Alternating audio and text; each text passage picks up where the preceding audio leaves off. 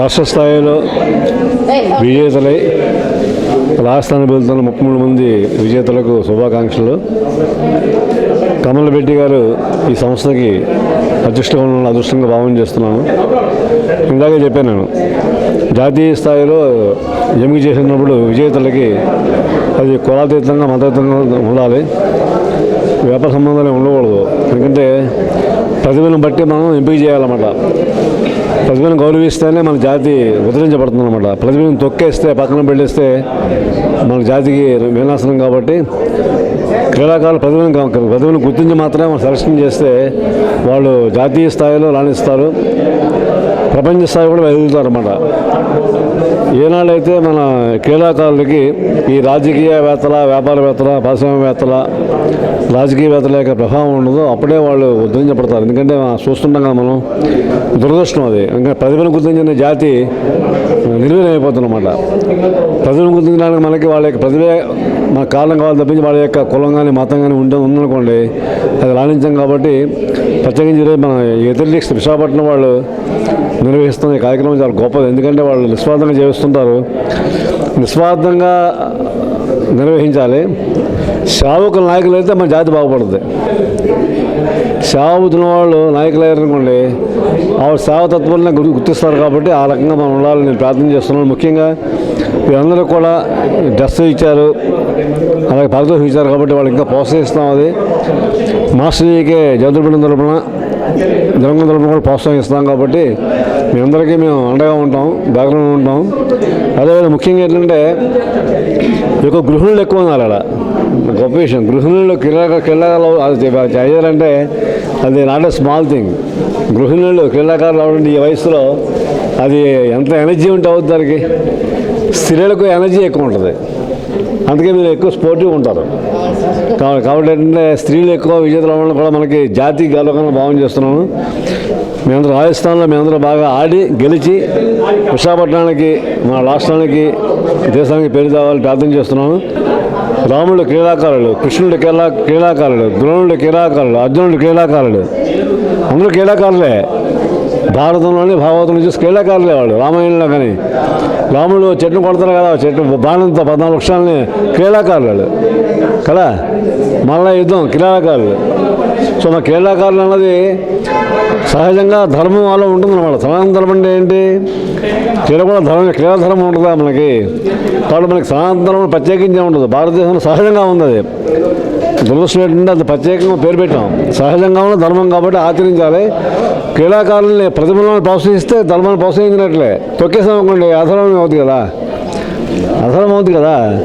ధర్మయుతంగా మనం నిర్వహిస్తే మన జాతి చాలా ఉద్ధరించబడుతుంది. మన భారత జాతి ప్రపంచానికి దిక్కు కూడా, నిస్సందేహంగా భారతదేశం దిక్కు. కాబట్టి ఆ క్రీడా స్ఫూర్తితో మనం జీవితం గడిపామని చాలా బాగుంటుంది. ఎస్ఎఫ్ఎస్లో అమ్మాయి పనిచేస్తుంది, టీచర్లు పనిచేస్తున్నారు, గృహిణులు క్రీడాకారులు అంటే అది సంతోషించాలి కదా. ఇప్పుడు చిన్నపిల్లలు అంటే అనుకోవచ్చు కదా. ఇప్పుడు వాళ్ళలో శక్తి అంతర్లీనంగా ఉంటుందన్నమాట. మహిళలు సక్స్వరూపం కదా.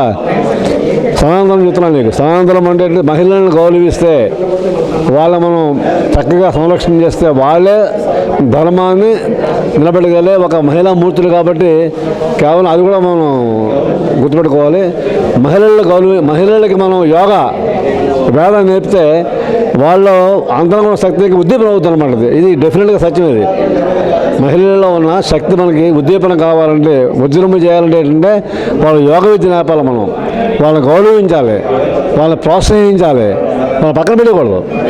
పక్కన పెట్టేస్తారు. మాకేంటే మన జాతి గమనిస్తాం. మనకి ద్రౌపది, కుంతీదేవి, సత్యవతి వాళ్ళందరూ ఎవరు?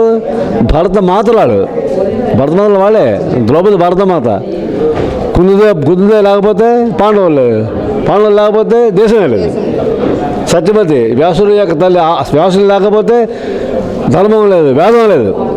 వేదవ్యాసులే వాళ్ళ యొక్క ధర్మించిన వాళ్ళు కదా మనకి పాండవులు. కాబట్టి స్త్రీ పాత్ర చాలా మహత్తరమైంది భారతదేశంలో.